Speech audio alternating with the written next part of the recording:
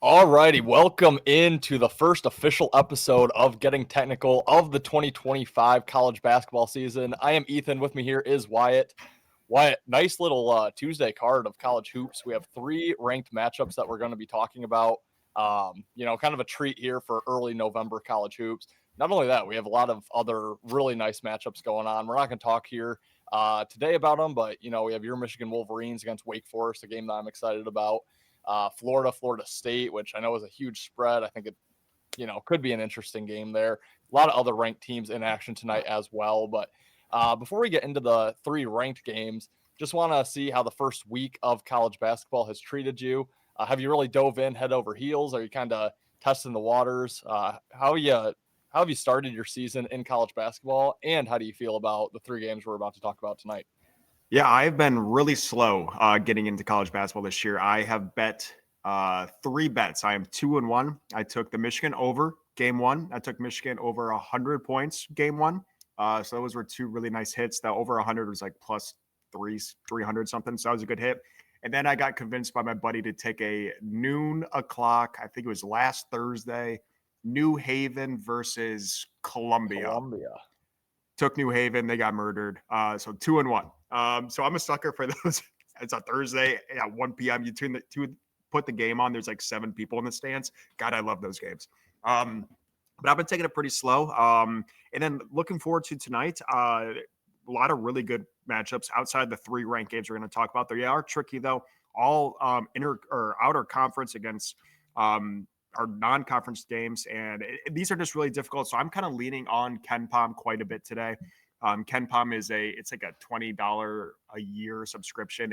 He does like his old little college basketball analytics. So I'm kind of leaning on that for my bets, and then kind of fading the public as well. So don't have very strong opinions on these. I do have 3 bets that I can give some sort of data behind, but it's not like I'm saying go out and bet these because I know this is a sure lock. It's not quite there in the season where I'm that confident, but it's coming. And also Michigan over tonight. Just keep taking it until it loses. It's like 167 or something, which is, I don't know. We're going to keep taking it until it loses. Yeah, I feel like they're running like an NBA style offense there at Michigan. So Defense too. No defense too. Yeah, it sounds like you have a good read on Michigan right now. I pretty much have a decent read on Michigan State, although I just went so big on game one on Cohen Car props, didn't hit. Came back, hit them in game 2, but I kind of buried myself in that first game. I think I'm sitting at 6-2 on the year, down money. Slightly though, it's like less than a half unit, so basically break even for me, even though the record is pretty good. But let's hurry and get into these games here. First game up, we have an 8 o'clock Eastern start time for a little bit of a rivalry game. Kentucky heads to Louisville to face the Cardinals. That's the 9th ranked Kentucky Wildcats at the 12th ranked Louisville Cardinals here. Louisville, despite being the lower ranked team, 6.5 point favorite here, over under 173.5. I have looked into KenPom as well a little bit. So I think I might know where you're heading in this game, but I'm going to throw it to you. Actually, quick though, before I do, I know rumors going around that Kentucky's coach, Mark Pope, is out with jury duty. Not true. He will be coaching. So Yeah. I don't know if that has brought money on Louisville, but he will be coaching. So gonna throw it to you. What do you think, Louisville versus Kentucky? I'm glad you brought that up because it is pretty easy to get out of jury duty. And yeah, that was a good joke, Twitter. I saw it. I didn't read too much into it, but thank you for clearing that up. Yeah, this is a tricky one. Obviously, you have the lower ranked or worse ranked Louisville is a 6.5 point favorite against a higher ranked Kentucky. 6.5 points is a lot. I know it's at home. And I am seeing Kentucky is very public. The one thing that's making me a little concerned, again, I'm over here on KenPom. He does have his rankings. Louisville for the AP poll is number 9th in the country. KenPom has Louisville as his clear number 1 overall team. Kentucky, sorry. Kentucky is a clear number 1 overall team. He has Louisville at 12, so the same as their rankings. He does have Louisville still winning this game, but by 1 point. 84-83 is KenPom's prediction, according to his metrics over there. So I think Louisville is the correct betting side. I think Kentucky is pretty damn good. So I think I'm going to take Louisville on the money line, and then I might get, safe and take Kentucky on the spread here and try to middle it, maybe like a 2 to 3 point Louisville win. But yeah, this is a tricky one. I do think Louisville's the right betting side, so I'm going to give that out. If you want to take the 6.5, go ahead. But yeah, this one is my least favorite of the three we're going to talk about. Very tricky here. The number one overall for Kentucky is throwing me off a little bit. Yeah, I swear we did not converse about any of these games we're talking about before the show. Dude, I could not say it better myself. That's exactly how I feel. Louisville's the side. I can't lay 6.5 points. I mean, you're talking now they have to win by, 3 to 4 possessions against, a very good Kentucky team, whether they're truly number one like Ken Pom has or, somewhere within the top 10, a very good Kentucky team. Yeah, I just can't get there laying the points with Louisville. So for that reason, I'd have to lean Kentucky, but I agree. I think Louisville wins the game. I think Louisville, you know, it's not going to shock me if they cover 6.5. I just think the line has moved too much. Maybe you are getting some public influx based on that jury duty news. I'm not really sure. You would think Kentucky would be getting all the money in this spot, but they're not. So I think it's just been bet up a little bit too high. So I think the only way I could play it now is Kentucky plus the points. But just like you said, I think Louisville's the side here. I think they win the game. I just don't know if they cover. So it's a very tough game to get to. I'm going to see how the money moves for the rest of the day. Again, it isn't 8 o'clock Eastern start time, so a little bit later in the night. If this gets driven back down 4.5, 4 for Louisville, I'll probably get involved. That's kind of where I'm wanting that number to be. Even then, 3.5, like, I don't know. I would probably lay 4 with Louisville, but yeah, I'm seeing the game the exact same way you are. I guess, for the show, I will give out this plus 6.5 with Kentucky just because I think it's been bet too high, but I do think Louisville wins. So where are the numbers at for me? It's a pretty easy pass right now, unless you kind of like what you mentioned, maybe take Louisville on the money line. Probably have to find another dancing partner for it, but I do think Louisville wins. Yeah, this is kind of feeling like there's an overtime prop bet out there. It's plus 1,700. I mean, I don't hate throwing $5 on that. I'm just on FanDuel over here. They do a pretty good job with these winning margins. You can take Louisville by 1 to 10 at plus 145. You can take Kentucky by 1 to 10 at plus 340. I don't think it's going to be a blowout either way, but yeah, it's a tricky game. It's a tricky game, and the line just doesn't make sense. But if you do like Louisville, I would consider them in a parlay piece on the money line, maybe with another game we're going to talk about later tonight. Yeah, I just want to know about that jury duty. Is everyone just seeing that run to the window and betting Louisville? Like, what's going on here? But let's move on to our second marquee game, probably the best game of the night. The 11th ranked Texas Tech Red Raiders heading to Illinois to face the Illini here. Illinois minus 3.5 point home favorite. I believe this is a true home game. Yes, it is. Illinois 3.5 point home favorite, over under 167.5. Again, we have the lower ranked team at home favored in this game here with Illinois. I do like the Illinois side of the games we're going to talk about. That's probably the side I'd most likely get to.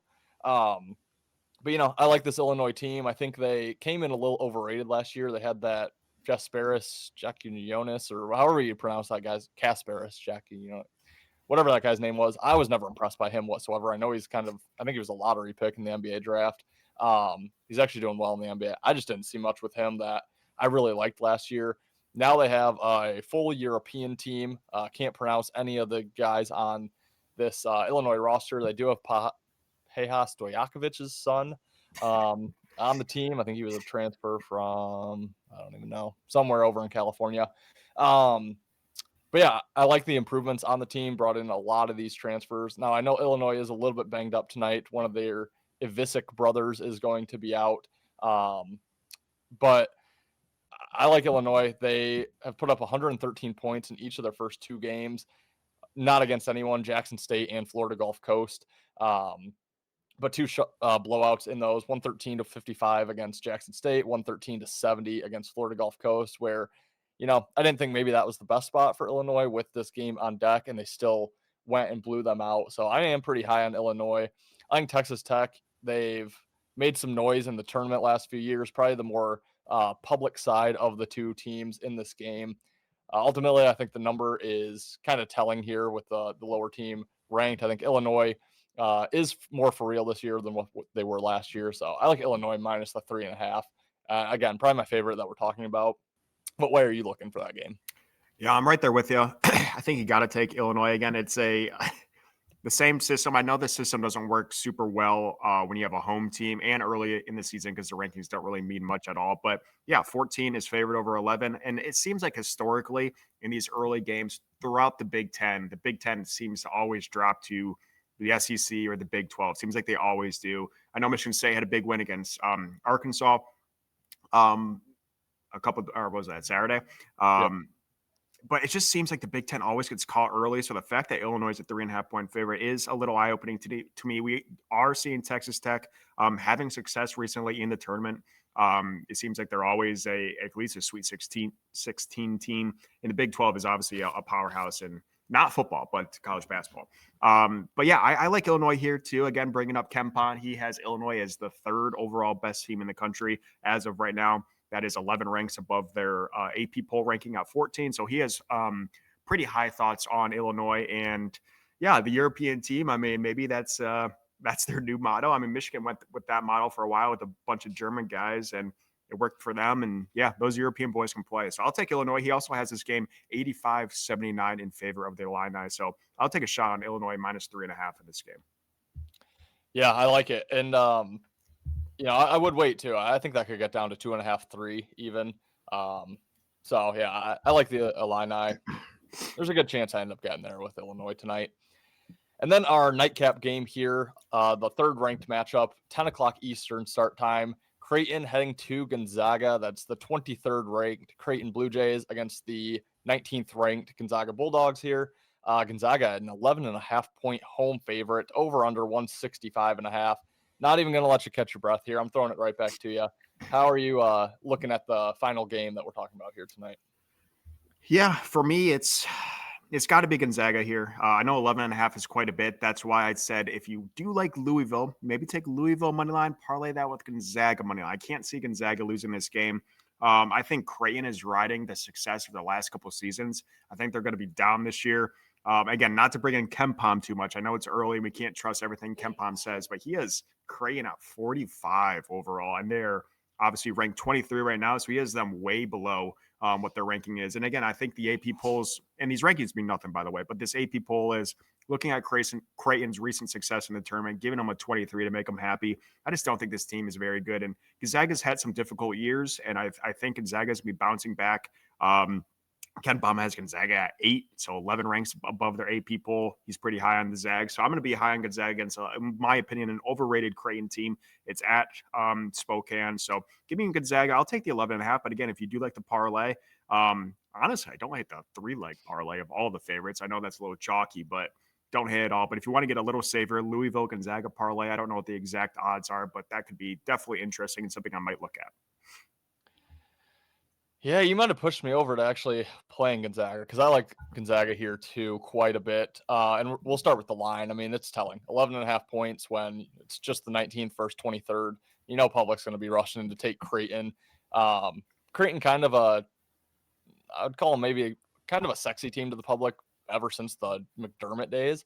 But a reason that I really like Gonzaga in this spot here, Creighton plays in a very good Big East conference. They don't have a ton of ranked or really competitive out-of-conference games on their schedule this year. It's this one, again, on the road.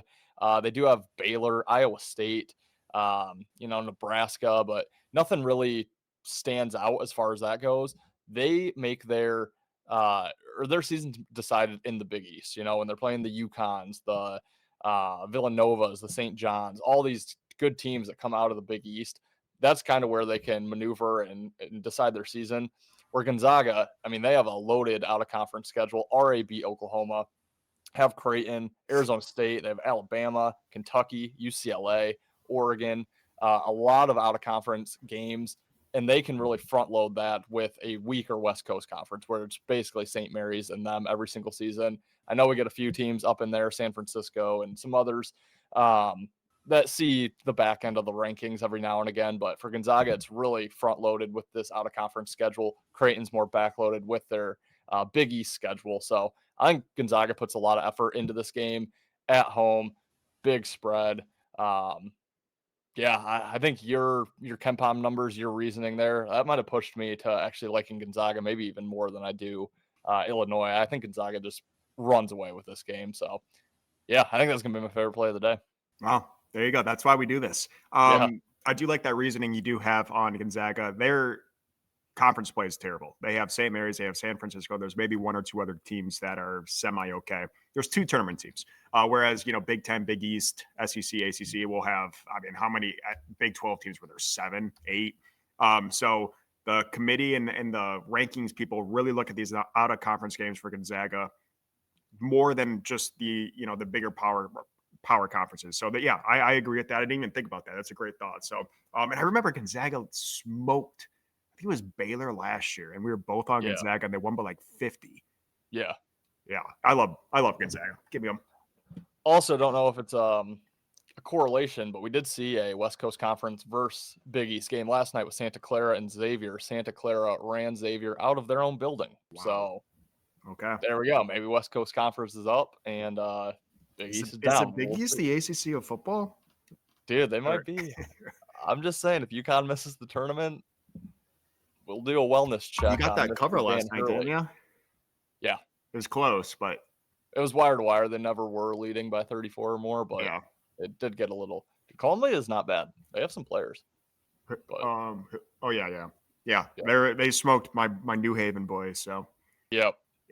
I was tipped off that was a pretty bad spot for New Haven. They played an NBA schedule, 3 games in 4 nights, so not ideal. But yeah, that will wrap it for our first official Getting Technical episode.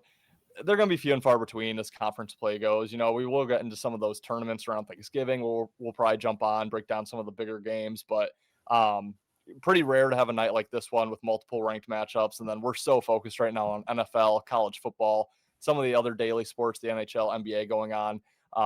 But come January, conference play, we'll be very, very invested in college basketball, more than we are right now. But yeah, that will wrap it for this episode. Wyatt, any last thoughts before we get out of here? Yeah, excited to talk more ball. I'm already getting sweaty and amped up to talk about college basketball. So we're getting close. College football is coming to an end. Obviously, still have a lot more games, but we're going to be, come January, come February, really pumping out, and even, December, pumping out some college basketball for you. So I can't wait to talk some more ball with you. Yeah, absolutely. Thanks for watching, guys. I do just have to quick plug. If you have not subscribed to our channel, consider doing so. We cover every sport. We just mentioned a bunch of them. We cover even more than that. So if you're a sports fan, a sports bettor, give us a subscription on YouTube. We do all these shows for free. It takes a ton of time out of our lives to do this, and we don't get paid a nickel for it. So we really appreciate that. Like this video, hit that thumbs up like button. If you do enjoy the content, drop us a comment down below as well. Of the 3 games we talked about, what was your best bet for the show? Let us know if you agree or disagree with our opinions. And then I just have to plug, just running so hot in the NBA right now. Been putting out NBA videos 2 to 3 times a week. So go check those out. They're called Dropping Dimes over on our YouTube page, 14-4 record on the show. And then join us on Wednesday night as well. We go over every single NFL game on the board on YouTube Live. So you can pop in the comments, interact with us as we're breaking down every single game. Really fun time. But guys, thanks for watching. Good luck with your bets tonight. And until next time, we'll see you for another episode of Getting Technical, brought to you by Better and Green.